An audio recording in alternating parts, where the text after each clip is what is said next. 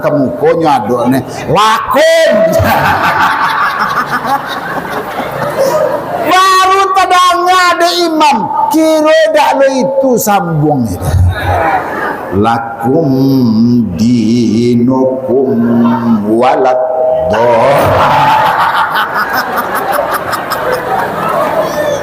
dan adolah ibu-ibu sudah sembahyang tuh nyoba kumpu mencerituan ustaz. Itu ancak cerita itu. Yang pertama keceknya onde sayang kurang rami ustaz dak tiba. Rancak kan? Kecek dan seorang dak biasa ustaz tu untuk kau benar. Elok je baru deh. Kecek dan seorang kau pasti ada apa-apa kan masih elok tu. Tadanga dia nama golek-golek tadi langsung duduknya. Keceknya cerita ustaz kan iyo batu adalah jaleh perangai ustaz kau sadu Allah ada. Batu sebelah rumah ada ustaznya aja. Manga ustaz kau samo si ustaz kau nya. Manga kau nak karek kelingkiang denggo. Manga picayolah. Manga ustaz kau dak tiba le jale. Dea tanda ada orang nama undang lebih gadang amplop.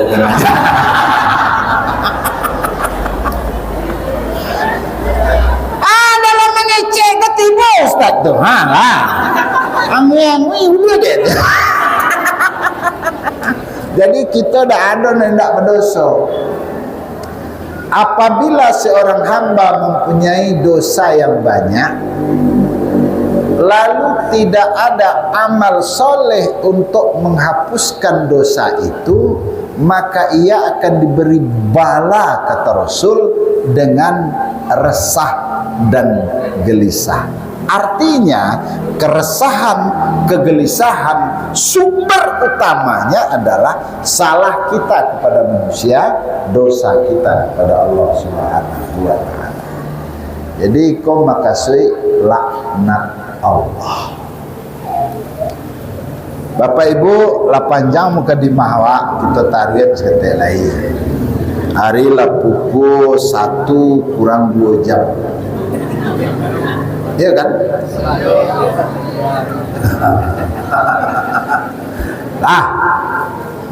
Bapak Ibu, ambo tidak kebercerita tentang Isra Mi'raj.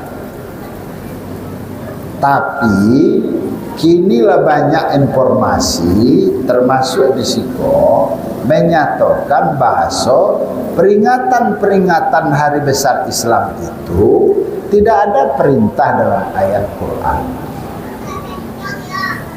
Tidak ada perintah dalam hadis Nabi. Kalau tidak ada perintah dalam Al-Quran, tidak ada perintah dalam hadis, berarti suatu perbuatan yang dibuat-buat. Suatu perbuatan yang dibuat-buat, indah dibuat di Nabi, itu namanya perbuatan bid'ah.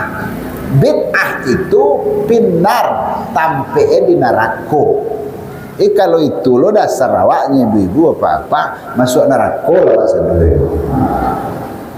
Kalau itu dasar masuk neraka sadaya. Tapi coba kita lihat, hampir 90% pelaksanaan peringatan Hari Besar Islam dilaksanakan di masjid. Artinya kita memakmurkan masjid, meramaikan masjid.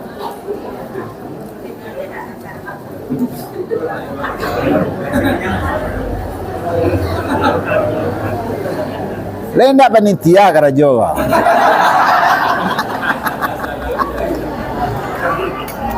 Halo. Halo, halo. Halo. Memakmurkan masjid hukumnya wajib. Mana dasar? Baca At-Taubah ayat yang ke-8 balik. Innama ya'muru masajidallah man amana billah wal yaumil akhir. Sungguh yang memakmurkan masjid itu adalah orang-orang yang beriman kepada Allah dan beriman kepada hari akhir. Aku nanti disampaikan oleh Pak Kuah tadi. Ibu-ibu, bapak-bapak, ambo kini agak mencaliak di Sumatera Barat. Kalau ada musaji rami jemaahnya, itu menurut ambo aneh. Bamangku aneh. Sebab yang meramaikan masjid itu, yang meramaikan jemaah itu adalah orang-orang yang tinggalnya agak berjarak dari masjid. Ada yang Jowoto, ada yang Johonda, ada yang berjalan jauh juga berjalan untuk berjamaah. Nah lebih aneh lo lah ibu-ibu apa banyak orang yang tinggal dekat musaji, rajin lo ke musaji, tidak pergi sembahyang lo, pergi buang air. Ada juga.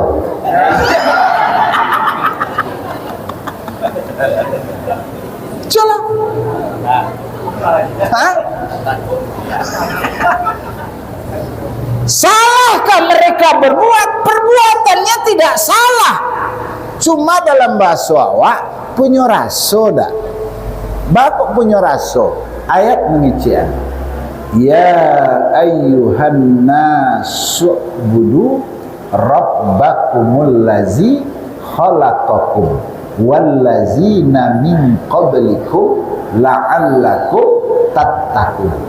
Wahai sekalian manusia, sembah Tuhanmu, beribadah kepada Tuhanmu, yang lebih tepat hiduplah kamu sesuai dengan kehendak yang menghidupkan. Artinya apa? Orang-orang yang beriman tidak bisa hidup menurut kemauannya. Orang-orang yang beriman tidak bisa hidup menurut kehendaknya, tapi dia semestinya hidup sesuai dengan kehendak yang menghidupkan.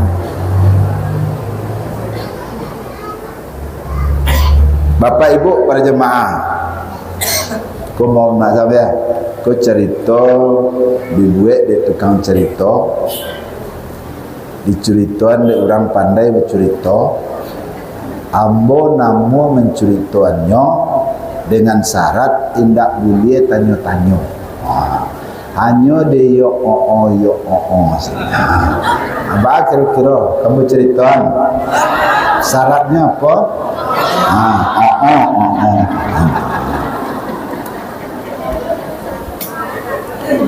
Iko banyak kondisi ibu-ibu bapak-bapak. Apa yang terjadi?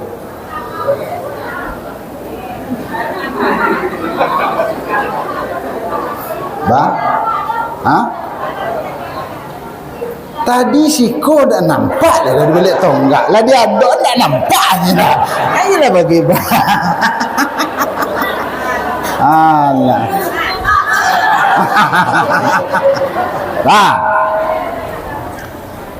Ya Ansu ke situ tali dah sampai. Musuh Ansu kemari dah amuang. Lah. Ibu bapak, ambo camih ambo masa yang akan datang. Apa tuh? Tanya tuh ibu-ibu bapak-bapak, orang-orang yang tinggal dekat masjid sekarang itu tidak hanya orang di situ, orang asli situ, bahkan ada yang pendatang datang situ.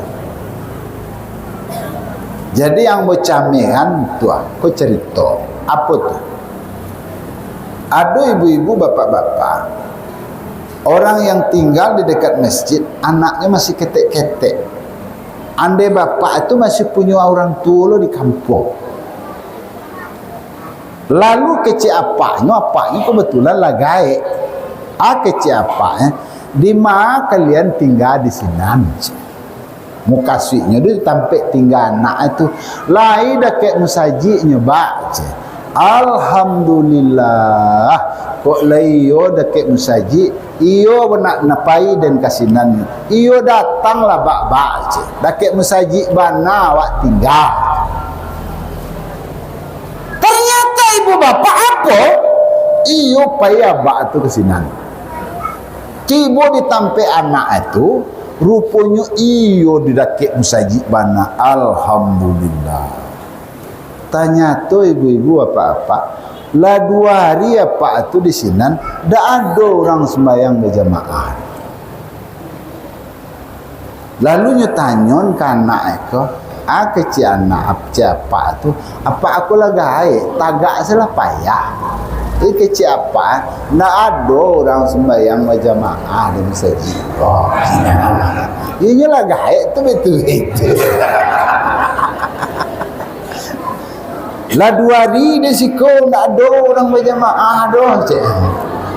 Lai bak cik. Malah 2 hari di siko nak ada orang berjamaah. Oh garin pulang kampung bak. Oh bak itu cik. Alai ada kunci musaji kau cik.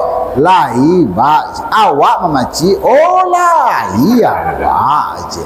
Aku dan azan ke musaji tu banyak rancak bak cik. Iyo lapai lagai ke musaji. Masuk waktu bayangkan orang gae azan. Yang pertama awak lagai. Yang kedua tagak lah menggeretek. Yang ketiga bacaan tak tapek. Itu nanazan. Pertama azan saya ibu-ibu bapak-bapaknya pasang kudo-kudo. Baaleng gok badannya bentuk itu lah ramai.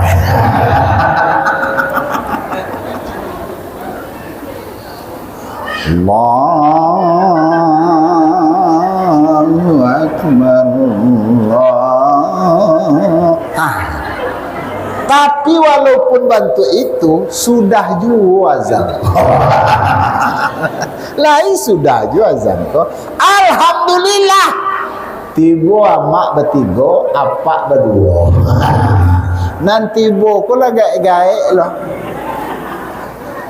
Dek lain nampak tiba dek apak nenazan tadi langsung kamatnya. Sudah kamat disuruh orang nanti boko imam apak lah imam pak.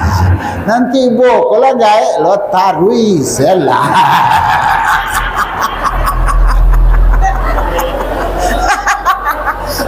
Yalah sama-sama gaek lah namanya. Akhirnya dek pujo ke pujo majulah jadi imam seorang. Onde ibu-ibu apa-apa. Neng jadi imam kok tinggal dekat musaji. Sumbayang lacok tinggal. Bacaan tak berulang-ulang. Inyo neng jadi imam. Alhamdulillah Al-Fatihah lai selesai.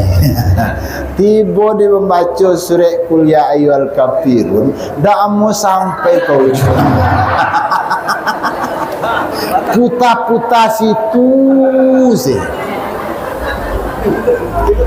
Qul ya ayyuhal kafirun la a'budu ma ta'budu wala antum a'biduna ma a'budu wala abidum ma abadtum wala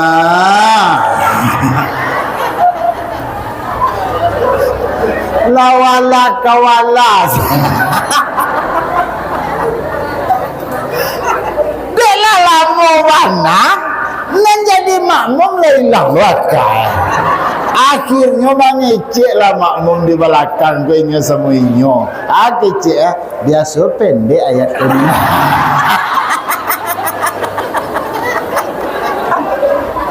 Dijawab lah deh kawan itu. Ada yang heran deh dan.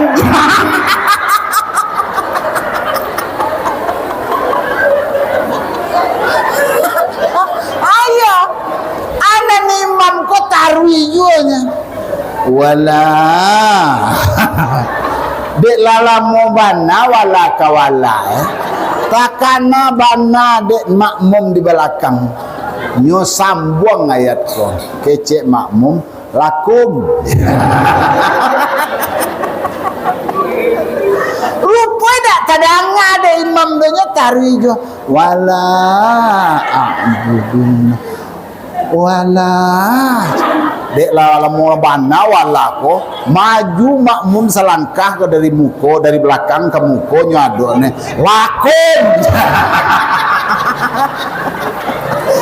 Baru kadang ada imam kira dak lo itu sambung itu lakum dinukum walad doh.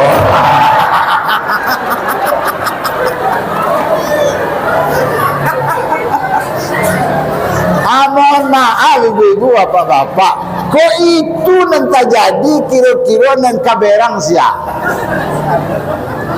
nan kaberang. Kalau Allah terlalu jauh bana. Nan kaberang pertama adalah orang yang mendangamit di luar. Aneh kecil orang di luar, pengurus sudah doakan. Lah jalur bentuk itu disuruh aja jadi. Masya Allah. Nanti bo akhirnya apa? Naniko nak selesai, nan orang tetap salah menyalahkan. Kini penyakit yang balik bebarik itu, kita lah saling salah menyalahkan. Elok kerajo salah, buruk apalagi rajin ke musaji salah juga pak. Kalau ada rajin ke musaji kecek kawan bentuk ke masuk surga capek. Lalu mau katulah ke musaji je. Aneh ndak satu ke musaji itu contoh tuang. Dak adonan elok cik je dak adonan elok. Maka ayat pertama aku baca tadi itu wa anibu, kembalilah kepada Tuhan. Siapa orang-orang yang akan kembali kepada Tuhan? Nan pertama ibu-ibu bapak-bapak, orang yang akan kembali kepada Tuhan itu adalah orang-orang yang menyadari, orang-orang yang mengetahui bahasa dirinya diciptakan Allah hanya untuk beribadah. Kalau tidak ada punya pengetahuan tentang ini dan tidak berkeyakinan, dia tidak akan beribadah. Karena Allah mengatakan wa ma khalaqatul jinna wal insa illa liya'budun. Tidak aku jadikan jin dan manusia melainkan menyembah, melainkan beribadah, kata Allah. Kalau ini tidak dia miliki, dia tidak akan beribadah. Sebab jangkauan orang-orang yang beribadah itu ibu-ibu bapak-bapak, dia tidak hanya menyatakan beribadah itu dalam bentuk ritual, tapi ini pun bahagian daripada ibadah. Kalau mereka memahami ini adalah bahagian ibadah, dia tidak akan mau meninggalkan ini. Tapi ibu-ibu bapak-bapak kembali kepada tadi, pertama keyakinan ninda, yang kedua dek kebiasaan saja bisanya. Maka mohon maaf ibu bapak, kalau dak biasa mencarai ko, baju ke membawaannya dak ketibo. Orang bisa wirid lah, taruhilah aja. Wirid ko di absen lah aja. Ayo itu aja. Itu kalau dak amuh tu dah. Kalau dak datang awak dipotong-potong lah aja. Itu kalau ndak bisa. Karena apa? Ndak punya keteguhan, ndak punya keyakinan. Ini yang pertama, kunci orang-orang yang kembali kepada Allah. Yang kedua kuncinya adalah orang-orang yang kembali kepada Allah didasari oleh karena dirinya sadar diciptakan Allah untuk beribadah, lalu ibadah yang dia kerjakan pun tidak sesuai dengan keinginannya. tidak sesuai dengan kemauannya, tapi ibadah yang dia kerjakan sesuai dengan apa yang telah disyariatkan.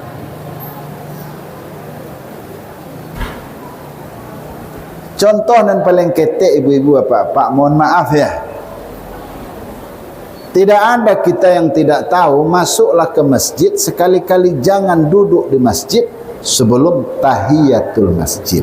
Contoh, tahu kita ibu-ibu bapak-bapak itu salat sunnah, artinya salat yang dibuat oleh Nabi, hukumnya sunat. Sunat itu adalah dikerjakan berpahala, ditinggalkan tidak berdosa. Kini kita tingkian seketek, sunat itu adalah dikerjakan berpahala, ditinggalkan rugi. Kalau lah rugi pengenawa, bahas supaya tidak rugi. Tapi kadang-kadang hukum syariat itu melemahkan sunnah. Hukum syariat melemahkan sunnah. Mana contoh? Tahiyatul masjid sunnah Nabi, artinya Nabi tidak pernah meninggalkan. De awak hukumnya sunat, karena sunat awak tidak peduli. Maka ada kadang-kadang orang namaja tidak satu sembahyang sunat agak nah wajib saya karena jauh mujur. Akibatnya itu, padahal sunnah Nabi suatu yang tidak pernah ditinggalkan Nabi. Satu lagi, kesempurnaan salat sunnah tahiyatul masjid, di mana kita berdiri untuk melaksanakannya pada saf di mana tidak ada lagi saf di hadapan kita.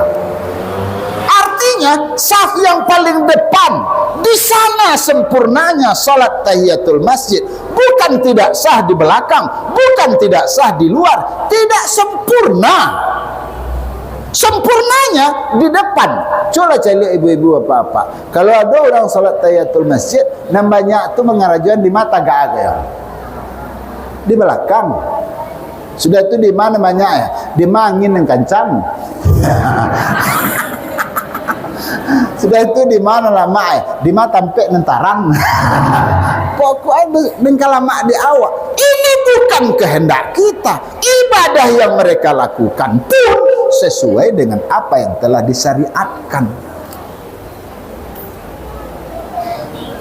Yang ketiga ibu-ibu bapak-bapak, kapan orang itu akan kembali kepada Allah adalah mereka berkeyakinan setiap ibadah yang mereka lakukan, setiap kebaikan yang mereka perbuat, Allah akan memberikan pembalasan yang lebih daripada apa yang telah kita kerjakan. Kata Allah, walanajziyannal ladzina sabaru ajrahum bi ahsani ma kanu ya'malun, dan kami, kata Allah, akan membalasi orang-orang yang sabar dengan pembalasan yang lebih daripada apa yang telah mereka kerjakan. Kalau itu yang ada di dalam pemikiran kita, bahwa kebaikan yang kita lakukan, ibadah yang kita perbuat, Allah memberikan pembalasan lebih, maka barangkali ibu-ibu bapak-bapak, kita tidak mau untuk tidak ikut. Tapi karena dianggap sepele, maka Ibu Kerwil mengician tadi tidak sampai 80%, Bu. Nah, alasannya apa? Baku tidak tiba, ya tidak datang. Saya tanya, Pak. Baku tidak tiba, bapak sangko bayi selawat, Pak. Iya. Maka ibu-ibu, bapak-bapak, inilah bahagian daripada hikmahnya kita memperingati Isra Mi'raj. Jadilah orang-orang yang kembali kepada Allah. Mana orang yang kembali? Pertama, mereka sadar bahwa dirinya diciptakan Allah untuk beribadah. Kemudian mereka beribadah itu sesuai dengan apa yang telah disyariatkan. Yang ketiga, mendorong mereka yakin bahwa ibadah yang mereka lakukan, kebaikan yang mereka perbuat, Allah berikan pembalasan yang lebih daripada itu. Kalau itu yang telah mereka lakukan, jadilah mereka wa aslimulah, berserah diri. Apa Apa makna berserah diri? Di antaranya adalah mereka menjadikan semua aktivitasnya bernilai ibadah di sisi Allah Subhanahu wa taala. Salatullah salamullah ala toha rasulillah. Salatullah salamullah ala yasin habibillah. Subhanallah walhamdulillah wala ilaha illallah wallahu akbar wala haula wala quwwata illa billah.